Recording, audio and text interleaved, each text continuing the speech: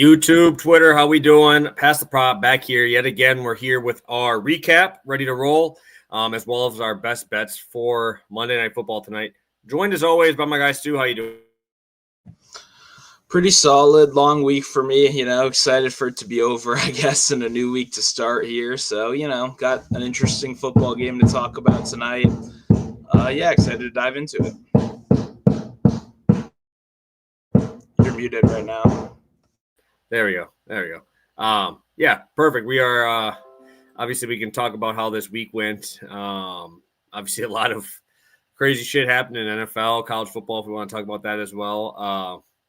But we can kind of talk about some of the NFL games there. I know most people probably want to start out with Pete Carroll, huh? Pete Carroll finding a way to get in the headlines with the 2-11 team. I don't know. Did you see that with them kicking the field goal with 5 seconds left? Yeah, I saw. I mean, I'm done betting on the Raiders, so I didn't have any bets in that game. Yeah, no, me either.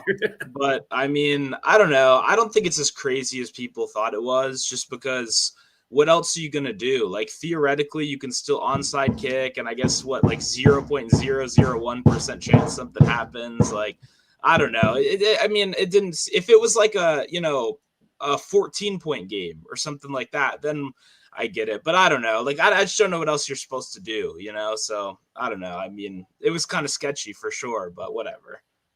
Yeah, no, I that's kind of the way I was thinking about it too. It's just like, what do you want them to do? Because like they needed to do two separate things anyway. But I thought it was funny. I just obviously Portnoy's thing goes viral and wants him to hate on Pete Carroll forever. But I'm one of the biggest Pete Carroll haters out there, and I even just was like. Well, that's well. First off, you don't bet on him. Second, I didn't really know what you wanted him to do in that spot.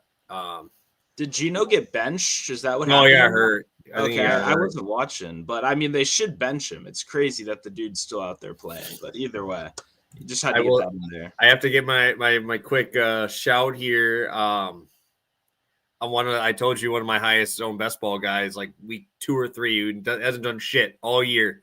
He's found a way to make up for some of my buys because I have a ton of buys this week in a couple of my bigger best balls. And I told you my number 2 or 3 owned guy was Beck, and he finally gave me enough, especially when I have all these buys in fucking week 14, which again is just crazy to me that people have buys this late. But found a way. He was a leading receiver. Yeah, I mean, I don't know. I didn't even know how well he did, but I mean, that's good for him. He was like 5 for 60, but better than eating a 0 because I had all these guys on bye and injuries, especially like the Drake London injury where I'm like expecting points and I'm just sitting there eating 0s. And luckily for me, found a way to be in that lineup here because obviously this is the last week before best balls head through. So. Have you at least taken a look at your best balls yet, Stu, or are you still waiting until it's done? Busy week. Did not have much time to do that. So, no.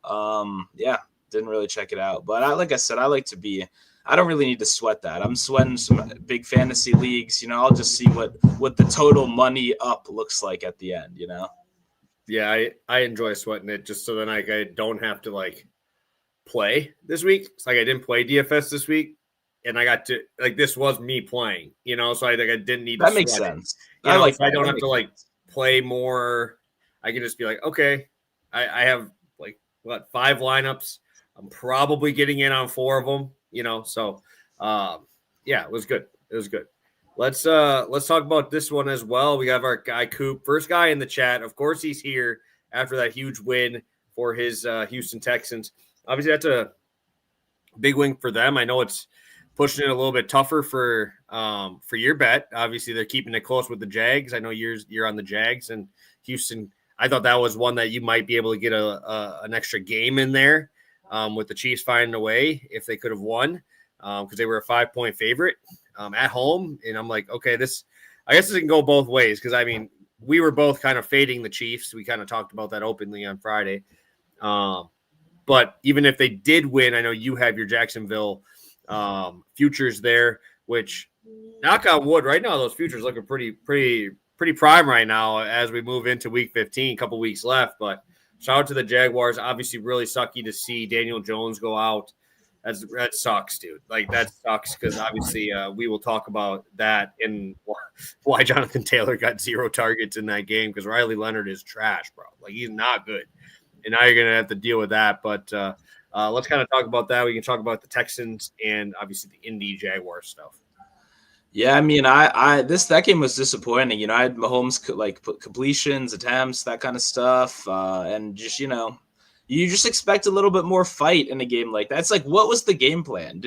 Were you not familiar that their defense was really good? Like, was that the number one fucking defense in the league. Yeah, it's like it's just weird. It's like you have 2 offensive line injuries. You got 15 screen merchants on your team.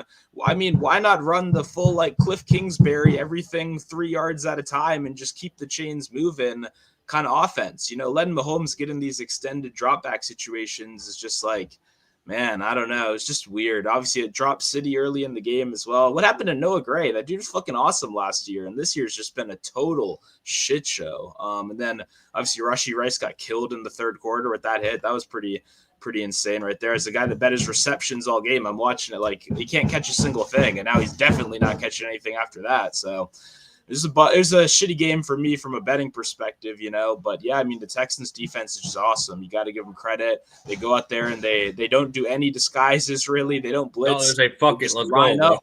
And they just beat your ass, and it's impressive. You know what I mean? So shout out to them. I was hoping, like I said, a little, not even Mahomes magic, just a little bit of a fight, a little bit smarter game plan, and it just felt like that really wasn't the case here. And I know people are talking about Matt Nagy to be a head coach next year. It's like, I don't know what the fuck you're looking at, but I feel like the game plan's been awful this year. So we'll see what happens. Yeah, no, I was watching that too. I put a couple live bets in on Mahomes stuff, thinking they would, he wouldn't turn the ball over. They wouldn't go for it on like when is Andy Reid gone for it on his side of the 54th? Like I get it. Like you want to be analytics, but I'm like, you think about how you have been your entire career. Like that did not, seem right, especially when their offense was shit. Like Houston didn't do anything in the entire second half offensively until you gave them the super short field. But yeah, so that game was obviously pretty wild. I thank God I didn't fucking bet any of those fucking receivers, dude. I fucking hate that team so much. I just took my boy Nick Bolton just because I like him and he got his tackles in there. So that was pretty much all I got from that game. I didn't even get to bet my boy Woody, who finally got bell cow work. I know Nick Chubb went out in that game, but benched him in fantasy. That was great. Got to start Kenneth Walker in his place with a fat 2. So that was great. But let's move on. We can talk about. We can talk about both of our teams because I think I want to get the Stu rant out of here because I know it's gonna be there because we literally talked about why you bring Jaden Daniels back. Like, why? What the fuck did you think was going to happen here, bro? And then he throws that pick, gets fucking nuked, puts his arm out. Of course, the break is fall like fucking Pantoja, bro. Luckily, it didn't dislocate like his. But what do you think was going to happen, dude? And he kept running, too. He had like 7 carries in the first half. And I'm like, dude, what the fuck are you doing, dude? Why? Why is this even being allowed to happen? I understand he's a young guy. And you still want to get him reps. But Jesus Christ, like, you're playing for nothing. You're getting 21 piece while he's in there by fucking 9, bro. Like, hang him up for the year. Yeah, the only thing is maybe we get a good fade on the Vikings after this, because in the beginning of the year, if you played the Cowboys, that's when everyone looked like superheroes, and now Washington's that team. You know what I mean? And yeah, just sad to see it. It's like it felt very obvious.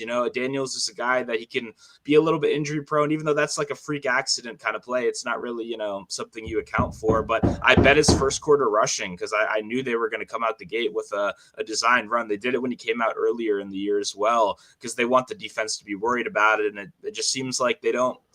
I don't know. They're not very smart, I guess. I can't believe the defensive coordinator still has a job, Joe Witt, as well. I mean, what is he doing here? We were good last year, but we were still one of the worst defenses in football. Now we suck, and we're still one of the worst defenses in football. Like, what has this guy possibly done to deserve a job? I have absolutely no clue. So hopefully we can get him out of there. Yeah, just a sad situation. I mean, hopefully now this is done for the year. It seems like they were saying he could have gone back in. If he starts next week, I mean, like, what are we even doing? What's the point of this, So I don't know. It's like I'm already kind of mentally checked out, so I wasn't that mad about it. Like, I knew this. I'm rooting for a better draft pick. I was hoping the Vikings won the game, but it's just like to see them, come out like this was just, it's sad. It's like, you got to think about the future.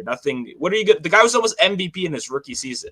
What is he going to learn in these 3 games with shitbags around him? That's what I'm saying. I don't think you were mad about the loss. I feel like we're pretty fine on that. But it's just one of those things. Why the fuck is Daniels back in this game this season? Like, no, I get it. I'm just saying every guy on our team has already gotten hurt. So it's like at this point, of course, Daniels gets hurt. It's like, it's not a surprise. You know what I mean? It's like, it's just how the season's been going. But yeah, definitely stupid. And I don't know. I don't even know. Like, I guess you bring Dan Quinn back next year, but I don't know, man. It's been a total shit show this year. Because even with all the injuries, they're one of the most injured teams in football. I mean, so are the 49ers. You know what I mean? And they're going to be in the playoffs this year. So, you got to be able to, and we have a better, or just as good of a backup as they do. Mac Jones maybe would be one of the best, but Mariota just had one of the best games against the Broncos that any backups had, or any quarterbacks had this year, So I don't know, man. And then, you mentioned Ertz is done for his career as well. That was tough to see, obviously. He came here, did a great job, had a long, great career. So that was a bummer to see, Yeah, it did suck. I did see that. I got my update from fantasy because I have him on my bench, and I'm like, damn, dude, you're not gonna go through a fucking full knee surgery. I think it's second one, and try to continue playing. And a little bit more positive note. Obviously, I'm happy how the end of the game went for the Packers. Obviously, Flam Fam is also another Packer fan in here. Yeah, dude, I don't know, man. I don't really know what I get from that game. I know my thing is Caleb Williams does those things, and we kind of talked about it too, where it's like he makes a couple of those crazy plays, and then he does a bunch of these stupid fucking plays. And it's like if you can get any pressure on him, he's kind of screwed, right? And that's the thing is I won't even get into the holding stuff, all that. I was watching every play of the game, and I'm like, dude, how is that not a hold? Like Mike is literally getting pulled to the ground, like by his back. How is this happening? And it was luckily, it didn't matter any of that. I think he still had like 8 pressures in the game. Like the dude is a fucking menace. Shout out to my boy Edgerrin Cooper. Obviously, I had my bet on him. He was phenomenal in the run game. Obviously, that's pretty much what the Bears do. Is just try to wear you out and do it that way. But kind of the way I expected things to go when they get behind in the game, right? And they're obviously the cardiac Caleb, I think is what they're calling him, right? Where he comes in the fourth quarter. And he does all these crazy things in the fourth quarter. That's what they even said. Tom Brady even said on the fucking broadcast. But then I got to watch him in a must-pass situation, has to get down the field. I think DJ Moore must be fucking Ben Johnson's wife or something, bro. Because he was out there almost every play, and they just didn't give him the ball. They were trying to just force feed all these tight ends and stuff. And I'm like, the tight ends are fine, but it's like that's where we have pretty good linebackers that are there, and there's no yards after the catch on anything. It was just kind of a weird script and obviously I know Odunze was out and everything there, but yeah, I don't know what DJ Moore did, but Ben Johnson, I don't know, man. It was kind of wild. Yeah, I mean, I've just been saying it all year, man. Luther Burden's the best wide receiver on that team, and hey, it's looking more and more true. I mean, DJ Moore has not really done anything impactful in the NFL in 3-4 years. I mean, he was a screen merchant for me last year, but he wasn't actually really a good football player. He was just catching screens and crying on the bench, So I don't know. I mean, it was just a weird game. Like you said, your Packers defense is good. Like, how many total passing yards did he have? It was not very many for. He had 0 completions through the first quarter. He didn't have 1 completion in the whole first quarter. I'm like, so this is who everybody's defending, and he's like good now. I'm like, bro, he's still sub 50% completion percentage in this game, and 4 of them are behind the line of scrimmage. He almost killed DJ Moore on the one screen that he threw to him, got him killed. They continue to play fucking Zacchaeus, who is out there to try to block these guys, and he's just getting wiped. I will say, dude, I do not like the Bears, but I fucking like Kyle Monangai, bro. Fucking little savage, dude. Just the fucking hits, dude. I had a lot of friends at the game, obviously, playing in like 10-degree weather and just fucking taking hits and just trying to knock dudes out. Him and Edrin Cooper were fun to watch because, I mean, Edrin Cooper, I think, is faster than him. So they had so many of these that were just like right in the middle of it. And as a guy who had his tackles, I'm like, thank God he didn't get a concussion because those dudes were just running fucking head first into each other. And I'm like, damn, dude, that's got to be just ringing your ears in that type of environment. And then I felt another thing about the Packers that I said 5-6 weeks ago, and I feel it more and more. It's like for a little bit I thought that maybe Jordan Love owed everything to LaFleur, and I don't feel that way anymore. I think It might be turning its tides because when they actually let him throw the ball, it's real nice what happens. You know what I mean? They have locked in stuff. Everything's like on cue, on point. Timing is good. I think a lot of it is also because Jaden Reed came back, and that's huge. Oh, yeah. Like as much as I like what Dobbs did in between, Dobbs to be a number one receiver when they had no Watson and no Reed, that's tough. But now Watson, when he's healthy, knock on wood, the dude is phenomenal, dude. He's great, but he just gets hurt so much. And now Reed came back. I know that kind of was like late news. But I'm like, dude, once that happened, I'm like, all right, I got to put Packers money line a couple things here because how they'd be able to move the ball pretty well because we don't have a number one receiver. We just have 3 number 2 receivers, and it does well. Yeah, and Watson, I mean, especially they're using him more in the slot too. Both of his deep balls these last 2 weeks have been from the slot, like moving him around, just creating those opportunities. Like, just give him a chance, give him a couple a game. You know what I mean? You got Dobbs for kind of that, 10 to 20 yard range where he's very consistent, and then Jaden Reed can be very explosive over the middle when he's out there and used. And then that's the tricky part about this team is just when you think you got it nailed down, fucking Bo Melton, who switched to cornerback this offseason, catches a 50-yard bomb. So it's like you can never predict what's going to happen, no matter, like, that's the tricky part because the pass volume is never that great. They're still a run first team. And then when they do open up, it's like, who knows which one of those guys is going to catch that bomb. I was real close to Ben Watson this week, obviously, but, got a little bit worried with Reed coming back. And then, because I like the slot usage and I was worried they might take that away with Reed coming back. And then, Bo Melton gets that one. It's like, it's too hard to keep up with all these guys, honestly. You got the tight end roulette, whichever white guy he picks. Any given snap. I know. It's like, who knows? Like, who knows what? I'm never betting one of those guys again outside of like a long shot touchdown, just because it's so random. Yeah, no. Last one I want to get to. Obviously, happy the Packer game went that way. They play again in 2 weeks, which again is just weird. The Ravens catch. I'm going to kick it to you, Stu, on that before we get into this game. Did you see the highlights? I gotta assume you did. You're on you're on any social media, so I would assume you've seen that. Yeah. I mean, I thought it was a catch, honestly.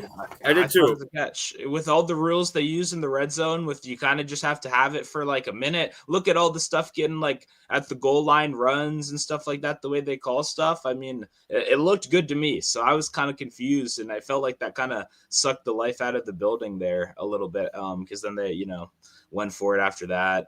But yeah, I mean, just I don't know. I thought they got that one wrong. The announcers, seemingly, I believe both of them were saying that they thought it was a catch as well. So I don't know. I don't really. Was there like a long review? I was kind of switching between. I didn't watch the game. I was heading over to a buddy's house to watch the Packer game, so I wasn't watching the end of those. Yeah. But it was kind of bizarre. It just felt like. I guess I get the call in a way, but it's just the way they called everything these last couple of years that felt like that fit in line with it. So I don't know. I don't feel too bad for the Ravens. They look like absolute dog shit every game for the full 4 quarters. So it's hard to feel like they could have done better, or I mean, they obviously could have done better. It's hard to blame it on just one mistake. So, I mean, yeah, it's kind of unlucky. Obviously I would have given them the touchdown, but Hey, I mean, play a little bit better, you know what I mean? And you wouldn't be out the playoffs. I don't want to see this version of Lamar in a playoff game, you know what I mean? Like they're awful. I'd rather see Rodgers chucking it 70 yards at a time to DK Metcalf because that was a vintage Rodgers game right there. I mean, dude was slinging it down the field, making some awesome throws. And I'm not a Rodgers guy either, I'm not here to gas him up. I've criticized him plenty, but fantastic game from him and DK as well. Yes, sir. Let's get a quick recap in. What are the odds, Stu, that there are, I believe, 2 quarterbacks that go out in the first fucking half of a game? And they're both the 2 guys that we have running backs with. I had Breece Hall, and obviously Brady Cook should probably be cut immediately. I mean, that was the worst version of football I've ever seen. I know Miami's had a little bit better defense over the last, couple weeks, and obviously they're pushing playoffs. They're right there with the Chiefs. They're tied with the Chiefs. But watching that game, I'm like, Brees had a couple of those creased runs where they get like 8 or 9 yard carries. And I'm like, okay.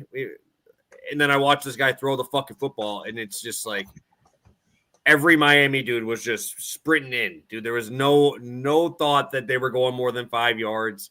And unfortunately, it's the same kind of thing for you as well with Jonathan Taylor here.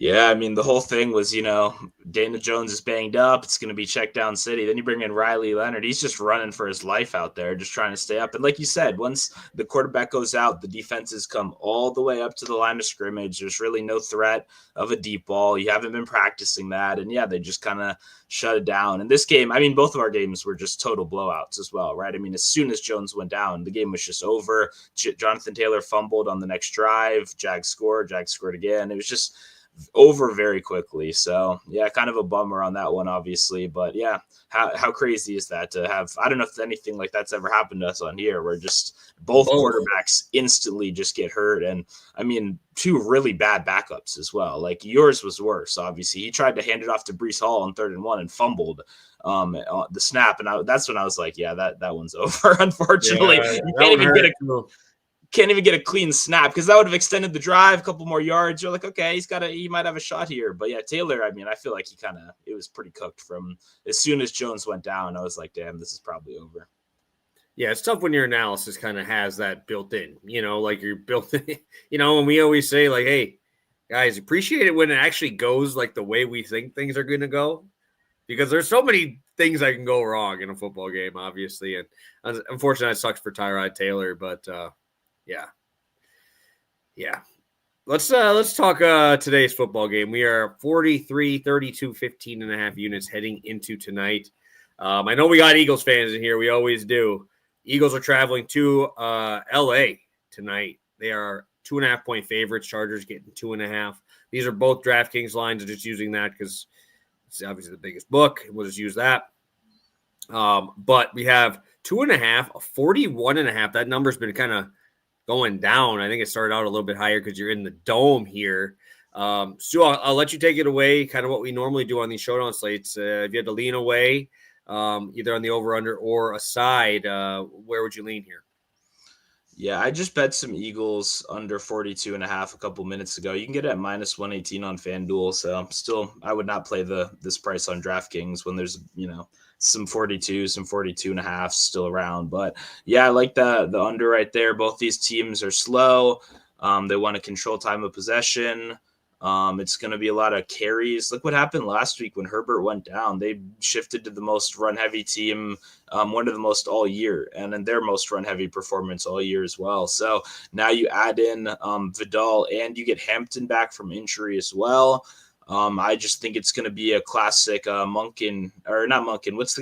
Sorry, Monken was before. Roman game where you're grinding out on the ground. And look what the Eagles do. I mean, they just run the hell out of the ball. It doesn't seem to work that well, but they keep doing it anyway. I just don't trust their offense right now, especially when the Chargers have a very good coverage grade, zone heavy team, cover 2 heavy team. Hurts is really good against man coverage and bad against zone coverage. And this is going to be the highest zone coverage, team in the league, or one of the top 2. So, it's going to be rougher, I think, to generate those explosives on both sides. A lot of running. I think that just means it's going to be a slower, uglier game. So I'll take the under. As for the team I think that's going to win, I think it's the Eagles. I do not buy this Chargers stuff at all. They've looked pretty awful. You look at their game log and they're like winning all these games, but I've really not been impressed with them at all. Their offensive line is fucked up. And now Hurts has a injured, hand is on his non-throwing hand.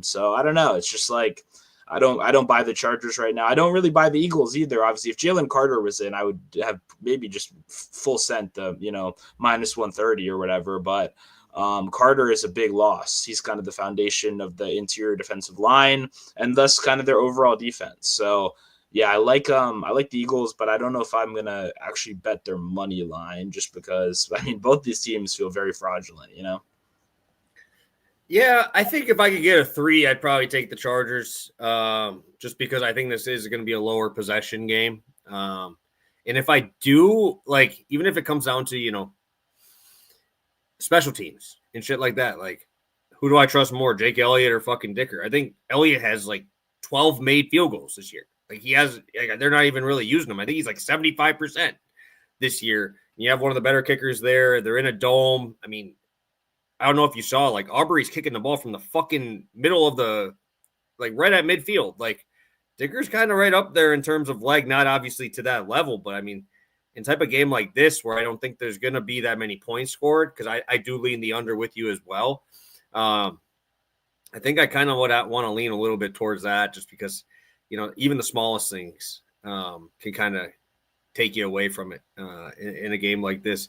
I also think that I just don't know. Like, that's what's so frustrating about this game is there's so many question marks. Obviously, the Jalen Carter thing, but you also got to remember this offensive line is nowhere close to the Bears' offensive line. So, like, everybody's using that as a comparison. You can't use that as a comparison. There's no comparison. This offensive line is so much worse than the Bears. That's like literally the strength of that offense is literally just trying to roll on you.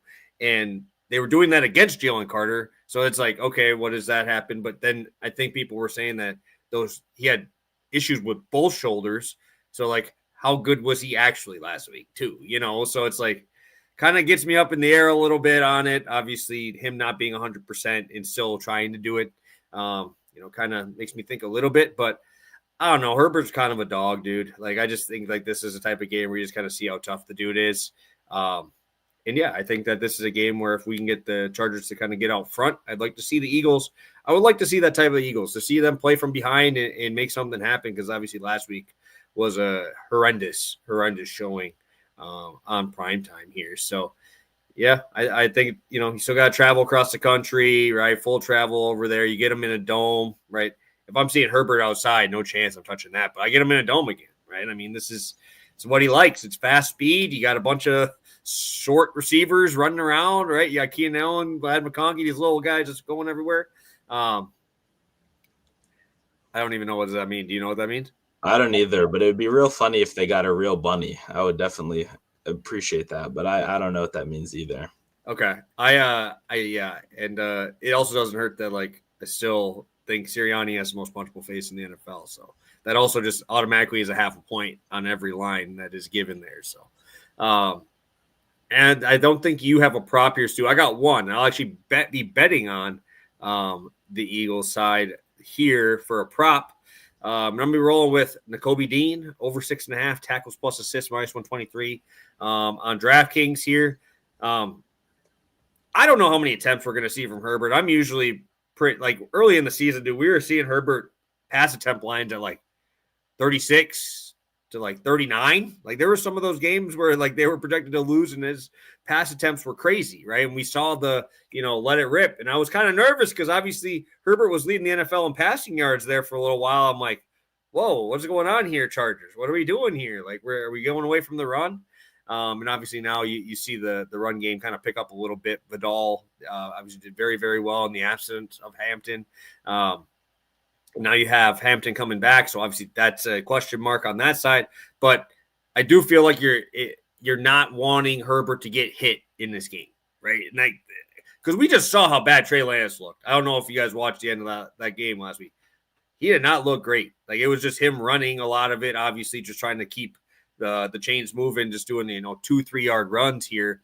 But Nakobe Dean obviously had 12 tackles last week, or was involved in 12 tackles last week.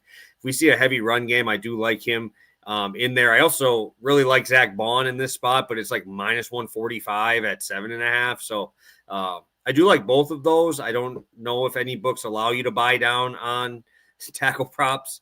I think DraftKings probably does like an hour before game starts. So if you wanted to do something with those two together, I wouldn't mind that.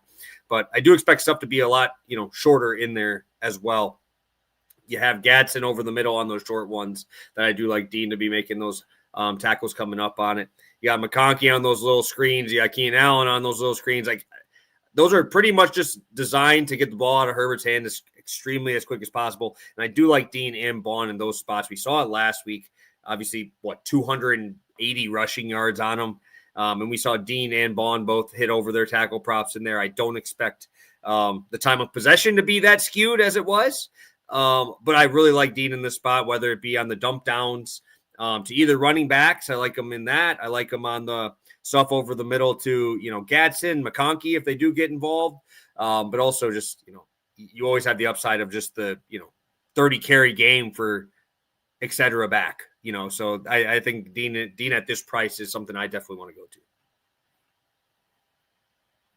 Yeah, no, I'm with it. I was looking at this as well.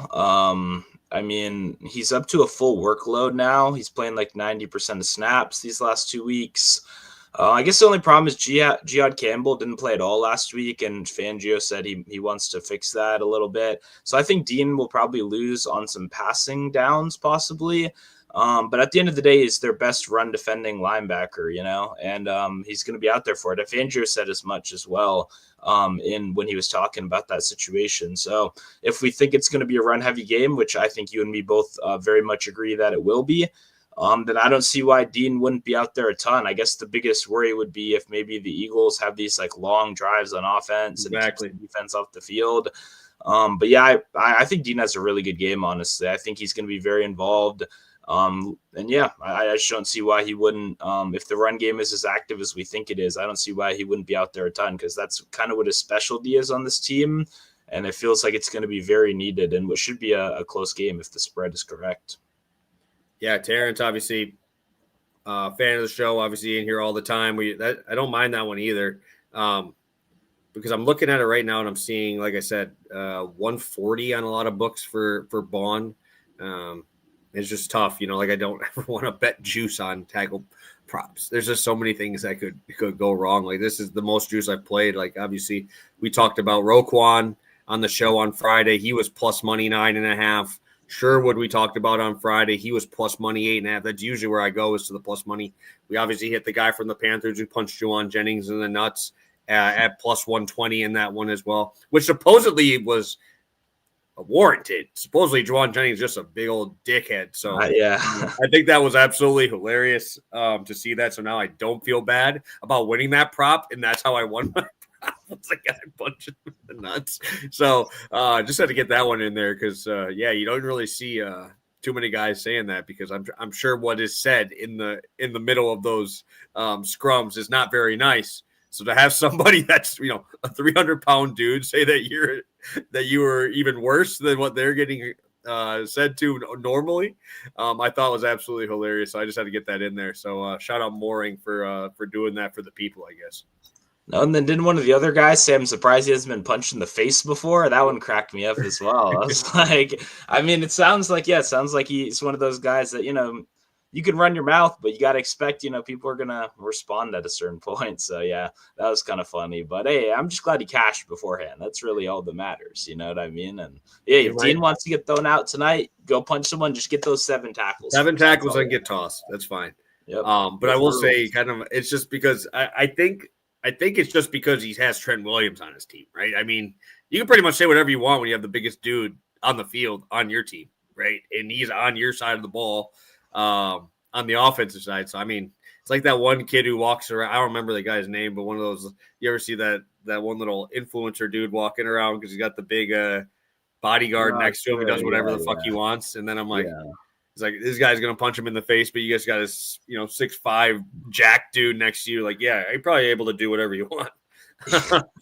In that. But when you got Trent Williams, I'm sure that kind of skews towards your way there a little bit. But I don't usually like to bet juice on these tackles, but I like both Dean and Vaughn in this spot. And did they say anything about Campbell playing this game? Is that official? Well, it's just coach speak, so you can never fully trust it. But yeah, assuming you're talking about Jihad Campbell, right, the other linebacker.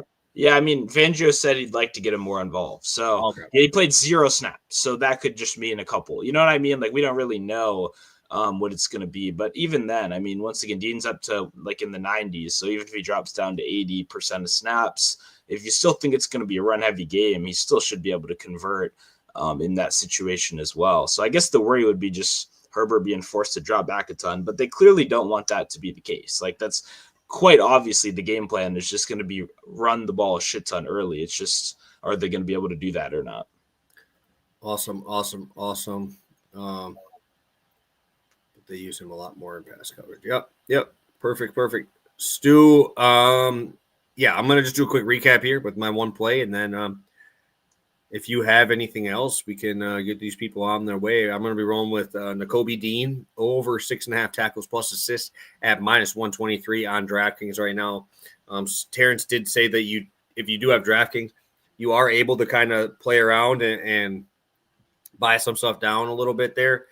I hate betting on Chargers tackle props. I despise it. I will never do it because they're just super annoying with all this stuff, and they just feel like rotate who's their top tackle guy every week. So it's like I don't ever combo on that side. So if you had anything that you want to do, I'd do it with an offensive player and a tackle guy versus trying to pick and choose a tackle guy on the Chargers. Yeah, and I was going back. Someone asked about Herbert rushing. I would not do that. I was going to say longest rush would be just because of scramble. And once again, Herbert's real tough. Like he'll run, I still think a little bit, but they'll clearly not be designed runs. You know what I mean? Like they're not going to do that. So it'd just have to be a big scramble kind of thing. But even freaking long rush is 10.5. On an 11-yard scramble is asking a decent little bit. So I'd probably stay away from that. The other one, I think someone asked about the running back room. Yeah, Coop did. Been staring at Hampton rushing. That's a tough one. Because I like it too. That's what I've been thinking about. Like, do I want to play Hampton and just get totally fucked if he only plays 40-50% of snaps? That's obviously a big concern. But I like it. I mean, we don't know what the fit's going to be. And like Vidal's had some good games. He's just coming off a very good game as well. So that probably makes the coaching staff's decision a little easier to kind of ease Hampton in. Well, if Vidal just went for 5 yards on, 6 carries or whatever, he's probably not going to see too much action, but he's been good enough. He's been serviceable. And I think Hampton maybe is more of a 50-50 kind of split, and can he get 45, 46 rushing yards on that split? I think so. Without Carter, I think it's live, but the Eagles also do have, like we were just talking about, a good linebacker core, Bond and like D, and that's a good second level right there. Blankenship is a good tackler. I mean, at the safety position, like, I don't know. It's just, and they have okay depth. It's not the same as last year, obviously, since 15 guys got signed elsewhere, but I don't know. It's for me. I just think it's just tricky. It's very tricky to trust a guy when it's his first game back and his quarterback's kind of banged up as well. Like it's just, who knows what the workload is going to be. And it wasn't just like a Nick injury, bro. It was 2 months. Like that dude was out for 2 months. Like, that was IR. This dude was on IR. Like this wasn't like a, ankle or, 2 weeks. And I think they waited till the last day to activate him of the activation window. It's not like he came back as soon as he could have. It's not been just 4 weeks. You know what I mean? He's deep into this. So I don't know. It's tricky. It's very tricky. Like I like Hampton and I do not like Vidal either. So, I see a good alternative right there. LAC team total over 101. I like, or 102. I like that. I think that's good. I'd play that. The problem is, I think that's I know that's 365 and MGM. Does Caesars have that also? Because I need a book where I can place more than a $15 bet, which is so silly that I'm having a shit season and I still can't bet on any of these books. You know what I mean? It's like, what? Like, really? I'm losing money and I still can't even. It's like, I don't know. The whole industry is crazy. But yeah, I do like this. I like this alternative right here.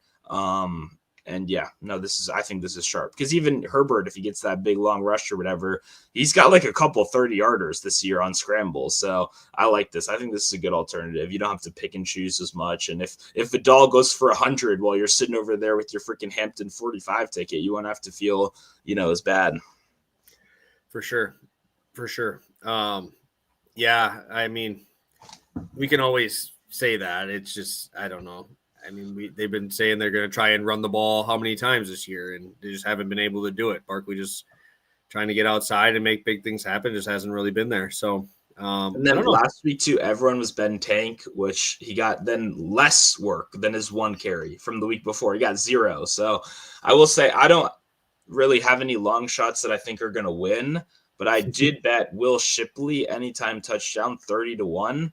I mean, that fits your returner vibe, dude. He fits your returner vibe too. Shout out Shaheed. He did cash for me. The price wasn't that good. It was only like $325 or whatever, but he did cash his touchdown on the return, which was dope as hell. And yeah, Shipley could do that, but Shipley's out there pass protecting. Like he's out there on clear 3rd and long passing down. So that gives you some opportunity. Yeah, I don't know. It's probably not going to hit, but 30-1. It's like Tank Bigsby's 11-1. He didn't play last week. Shipley got a catch. Like at least one of them's out there a little bit more. And like you said, obviously getting some special teams upside as well. So I think that's a better long shot. The other one, I was going to have an even crazier one, but he's ruled out. Tucker Fisk has been ruled out, tight end for the Chargers. The thing is, this Gadsden guy is pretty much a wide receiver. Mm-hmm. So when your quarterback's so banged up, you can't really, you have no offensive linemen that are good anymore. You got to have a blocking tight end in there. You know what I mean? You don't feel comfortable with your just wide receiver. So Fisk was the guy that was doing that. The problem is now we don't really know. They've got a bunch of guys that could fill in, but I do think, yeah, I guess. I mean, I was looking at, what's his name? I just had it pulled up here. Will Disley's 20-1. Disley's 20-1. That could be solid, but yeah, for super, super long shots like that, I like it. But yeah, we'll see. Yeah, my other one that I was looking at for a long shot that I don't know how I would do it yet is I kind of want to, I might roll with like Cameron Dicker points in this game. I just feel like I'm going to get a lot of field goals in this game, or at least you ladder that though. I feel like I don't know. That's what I'm saying. I do want to look at that though. If they do, because I know you can ladder field goals made like on DraftKings, and you can average or ladder points. Like 10 points is plus 200 on him. I mean, that's what three kicks. Like this kind of feels like one of those games though, dude, where they're like in a dome. I don't have to worry about elements. Like plus 2, I think it's 200 for 10 points. I just hate how they go up by 3 after that. So it's like 10-13 versus giving me, 10-12. Like going to 12 would be nice, but they don't let that happen. They make me go up to 13, and that's like plus 550, where it's like I'd rather just play like that 10 points. So it just kind of feels like this type of game, because they almost got screwed last week because they went for it twice on the 30, and then obviously they blew them out because the Raiders are horrible. But that first half last week, they tried to go for it on 4th and 2 and then 4th and 4, and they both they sucked and they didn't get it. And then I'm like, oh shit, it's tied at halftime. Like, are they really going to do this? And luckily the Raiders are just horrible and help you get there. But yeah, I think 10 at plus 200 is something I definitely would look at as a bet for myself, as a quote unquote long shot. Yeah, no, I don't mind that. I mean, I agree with your logic. I think it's going to be that kind of game as well. So I've never laddered a kicker before. I can definitely say that with confidence. But hey, neither have I. Why not give it a shot? The Eagles, that's the kind of shit we're talking with Eagles prime time games, guys, is laddering field goals. That's what they bring to the table here. And I did see another question too. Someone asked about AJ Brown. I did see that. I will pull that up. It's real tricky, because AJ Brown's usage ever since he kind of was not complaining, but they got to that boiling point. It's been real good. So I could see it, but it's one of those things where it's always been like AJ versus man and Devonta versus zone. And like now AJ's been good versus zone more recently, but it's like Devonta Smith is who comes to my head at first against such a zone heavy, cover 2 heavy, limit the explosive plays kind of team. To me, it does feel like it's going to be more of a Smitty game here. So if I had to pick, it would be Devonta for me. But they're feeding AJ Brown, and AJ Brown's real good, so he could definitely make it work. It's just that the schematic matchups, like Hurts is just not good against zone coverage, and I think that's going to favor some of these safer 10 to 12 yard kind of throws to Devonta rather than the AJ Brown downfield stuff. So we'll see what happens. It's hard to, go against AJ Brown, but that's what makes this team tricky as well. Is you got those two guys, and of course it's going to be like Jahan Dotson with the 30-yard catch.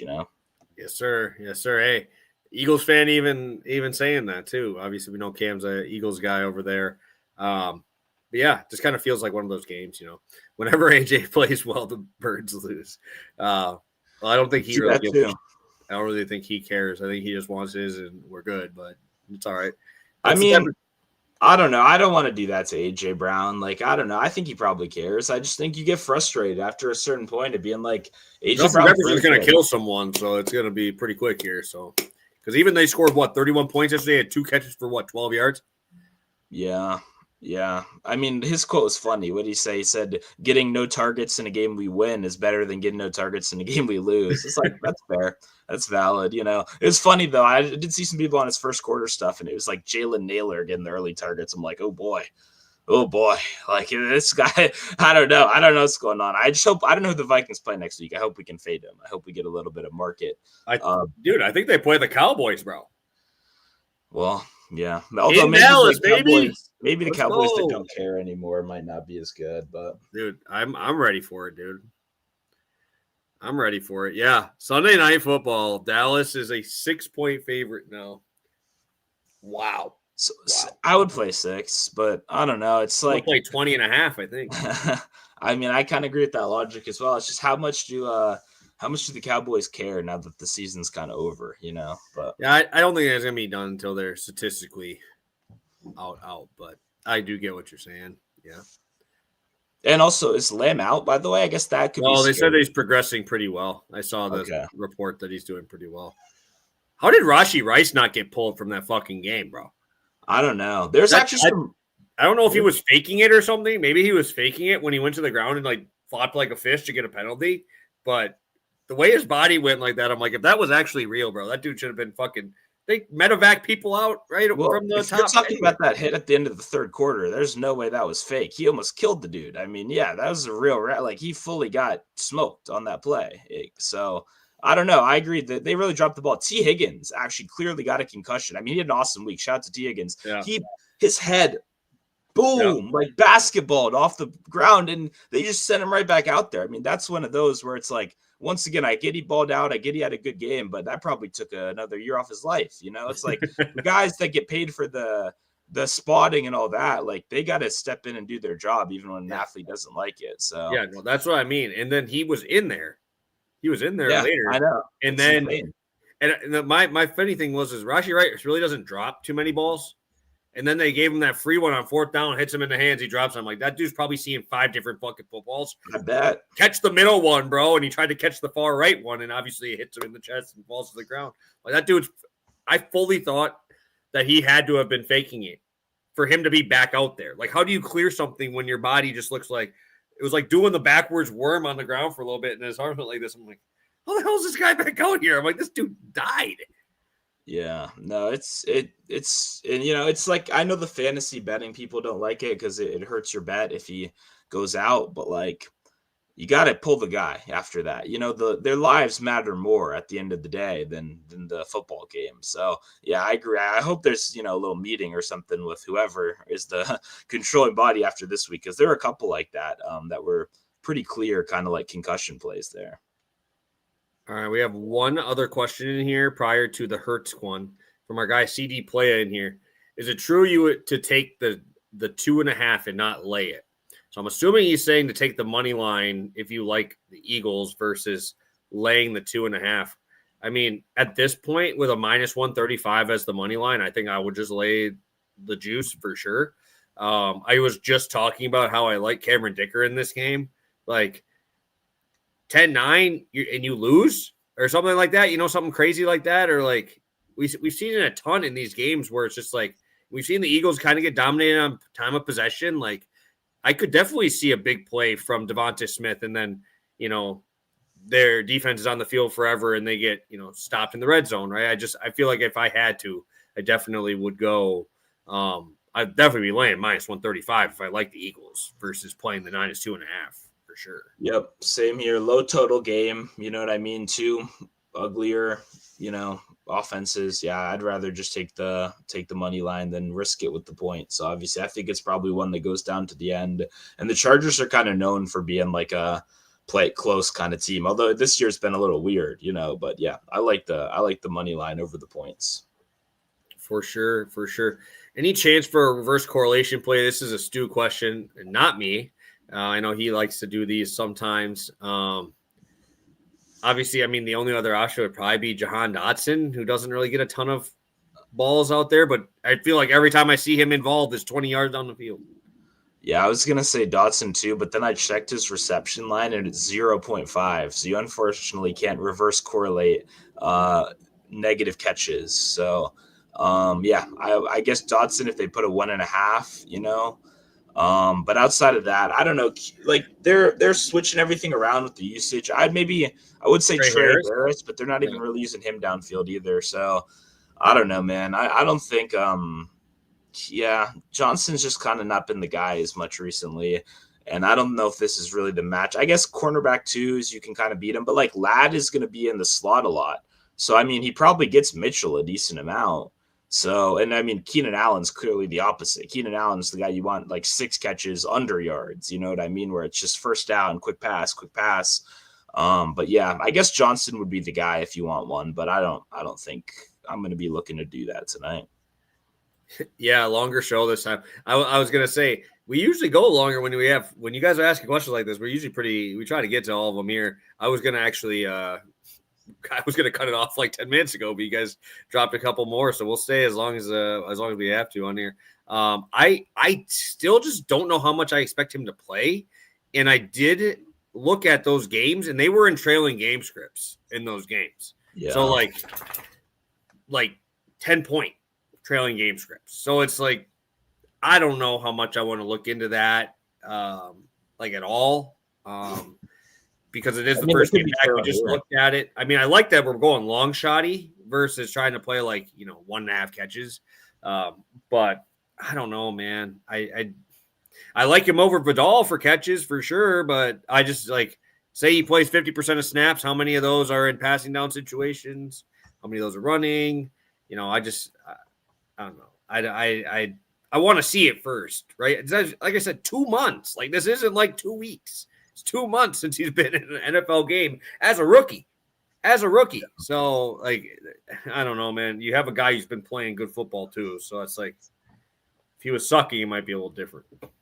Yeah, I mean, I like it. I like the look, but I agree with you as well. There's definitely some downside if the usage just isn't that high.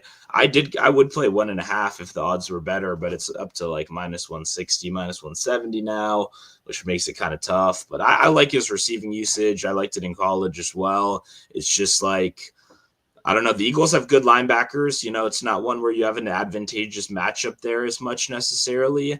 And I'm just a little worried they just keep it on the ground, super run heavy. That kind of takes away from your dropbacks. It takes away from your checkdowns. And yeah, who knows? I mean, they could be in a trailing game script here. Obviously, Eagles could take an early lead, and because, like I said, I'm not really a Chargers believer that much. But yeah, there's just a lot of risk as well. But I like the price, honestly. I have no problems with that. Although once again, comparing to Genty is a little rough because it's like they have no one on offense. Every single person fucking sucks. So like, of course, you're just going to check it down 80 times. That's the only play in the playbook they got right now. Yeah, and I do get it too because, I mean, that might be the only line that is worse than the Chargers in terms of offensive line. So, like, how many of those catches where Geno Smith takes a step back and there's a dude in his face already, just throws it like this, just throws it to the side. Like, I've watched that Raiders offensive line is kind of funny, honestly, to watch. They're that bad. So, I get this. I'm not playing it. I'm not taking Jake Elliott to ever make a field goal. I just don't trust him to not go for it on 4th down. I don't trust him to not go for it inside the 10-yard line.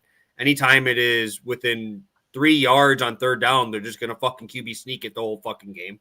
There's no reason for me to bet on anything related to Jake Elliott. The dude is 75%. 75%. Bro, Young Ho Koo got cut for kicking like 83%, and then he kicked the ground. I did see the kick the ground. I know you're going to bring that up, but I'm like, dude, still over 80%. That's still better than Jake Elliott. The kick in the ground thing, you don't get over that, though. And I'm a Young Ho fan, don't get me wrong. But, yeah, no. I mean, I don't know. I don't really care about kickers that much, so I don't know how good Jake Elliott is. But no, I looked it up today because I was like, okay, maybe this is a kicking game because it's a lower scoring one like that. And I'm like, this dude is fucking like 12 for 16. Like 16 kicks so far this year. It's week 14, bro. Like they just don't kick that much, and Elliott ain't good. So it's like, and it it's funny. It relates to the guy asking about Hurts rushing as well, because it's like you said, when they're in the red zone, when they're in the field goal range, it's gonna just be tush push, like that kind of stuff. So I would play attempts, probably 7.5 over yards. Just because the Chargers are going to be zone heavy, they're going to limit those explosives. So I think it's going to be harder to just get one of those big chunk runs. And also the Chargers aren't really the best pressure rate team, so they don't really force you out the pocket as much. But also when nothing else is working in an offense, sometimes the quarterback just runs more. And I think that's kind of what we're seeing with Hurts a bit last week. And I wouldn't be surprised if he ran a decent amount this week, but I think he's more of an attempts over yards guy for me. For sure. Well, we have 154 of you guys in here live with us. We appreciate you guys staying with us. We only got 7 likes over on YouTube. If you could pop over there, hit that like button, we'd appreciate it. Hit that like button. Let's get it up to at least 15 with how many we got in here. And hopefully we're able to answer all your questions here. We get that forward. Stu, anything else from you? I don't see any other question. I think I got to everybody in the chat there. But is there anything else you want to bring up before we pop out today? No, yeah, I appreciate you guys tuning in. My voice is a little fucked up right now, so sorry if it sounds a little weird over here. But yeah, I'm just, ready to get some winners in. Obviously, not a great weekend for me, so hopefully end it on a strong way on Monday right here and get some winners. Yeah, Terrence, I guess that is the new way to get more people to come in, is to talk my long shot kicker props on Cameron Dicker. I don't think we've ever done it on show. We've been on this show for 4 years. It's wild. 4 years. And first time we've ever talked kicking ladders or any kicker, I think, in general, ever.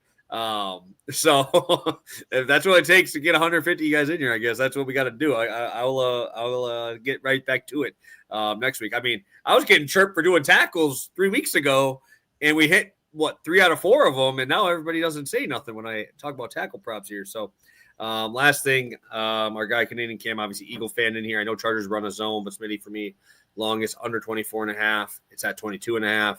I know you kind of talk about a little bit more Devontae during or playing in zone is a lot better than obviously AJ Brown because he's very good against man. Any thoughts on Smitty's stuff before we get out of here? I mean, it kind of makes sense. I don't know. I was thinking about Hurts' longest completion under, but it's just like so hard to click that button when you got two guys like Devonta and AJ across from each other. And even Goddard, who's like one of the higher yards per catch tight end guys. You got Saquon out the backfield. Like, there are too many things there. So I guess this could be like a good pivot, but I don't know. He's more the guy I kind of prefer in these kind of coverages. So I don't know. I get your logic, but it's just a little scary. It's like, what if you're taking the under here, like what do you think will work? I guess I assume you just think the run game is going to get going and kind of carry them, but that's really not been the case this year. So if the run game doesn't get going, it's a more balanced attack, then I feel like I'm going to be on the freaking edge of my chair all game long trying to sweat this out. And I know the Chargers have great schemes, but they're not very talented. I don't want to, that's harsh, but individually, you're not picking any of these guys out of lineup to be like, I want this guy on the squad next year. They're not the big names, and Minter deserves a job for that 100%. But I think Smitty can beat any of these corners. Well, I'm not scared against him against fucking Benjamin St. Just, you know what I mean? So he's still out there. Old Washington. Playing. Hey, you just had to put that name out there, right? You just had to hear that name again. Yeah, because it's so fucking annoying. Him and Emmanuel Forbes, I faded these guys for 3 years. I made so much money. And then Forbes is good, ain't he? He's been playing good ball. No, they're both good. That's what I'm saying. Although, neither of them are that good. I think it'll regress. But both of them, St. Just even is having a pretty good year as well. So, yeah, that's just my take on that. And then the final thing I saw, Herbert under longest. I don't mind that either. But once again, it's cornerback two. That's the problem with the Eagles. That's been the problem all year long. You got Mitchell, and then you got my cousin on the other side, and not Cooper DeJean. He's actually good. You know what I mean? You just got anyone would be better than Ringo at this point. So I don't know. It's just one of those things where it's like it just takes one play, and Herbert's really good. And I agree with your logic. I do like the under. The Fangio style defense is good, but they give up explosives because of the quarterback too. It keeps happening. And the last thing I'll say on that is Herbert is so. I think if you do think that he kind of pulls back on those, bootlegs and running for those, good point, bro. That dude's he's gonna stay on that line of scrimmage for so long and just let these dudes make something happen. And it might be 6 seconds, right? Where he just sits behind the line of scrimmage because they tell him we don't want you to run. And he's just really good at extending plays, right? So it's like, it's just tough when you have as many good athletes out there on that side of the ball too. So it's like, makes it tough, but yeah, Cooper is not an outside guy. They should just put him on the outside. Like, I don't know why they did a little bit more earlier, but like, why not just say fuck it, dude? Let's go. Yeah. What else is our other option? It can't get that much worse. You know what I mean? But we'll see. We'll see what happens. All right, guys, we hit an hour. I was not expecting that, Stu. With absolutely zero college football talk, zero NBA talk, bro. And we hit an hour. That might be our first time. It might be your first time in 4 years, Stu, that we've done that long on a single game. I know we've done it on like the multi-slate games, like the Thanksgiving slates and stuff like that. But yeah, it was pretty wild. 153 of you guys in here live. We're at 10 likes. Let's get at least to 15 before we get out of here, guys. But we appreciate you. We'll be back Wednesday. Let me check what that game is. Oh, that is Falcons at Buccaneers. Rolling there. Just Jesus Christ. I'm gonna watch Kirk Cousins on freaking primetime with no Drake London. What the fuck, dude? Like, and Tampa Bay just looked like ass. So it's just like primetime games are falling down. Primetime games are just falling apart. Cut him before we get out of here. Cut him. Ibuka, football terrorism. What's going on? The guy was so consistent in college. He's been awful the second half of the year. Oh my, single-handedly lost in that fucking game. Sorry, you fucking triggered me with that Ibuka talk. Oh, I didn't say anything about Ibuka. I know you said Bucks. You said Bucks. No, because that was primetime game for Thursday. Oh God. Oh shit! I didn't mean to get your heart rate up at an hour and 1 minute mark. Stu's heart rate's through the roof here. Didn't mean to do that. I'm just as long as hopefully we'll make it through and cash our first ever kicker long shot. Looks like we got a lot of Dicker fans here in the chat. Let's go. 10 points. Let's go. Kicking some 60 yards. Maybe get a little extra in there. Give me like 10 points for that. That should count. So have a good one, guys. Best of luck, and we will catch you on Wednesday.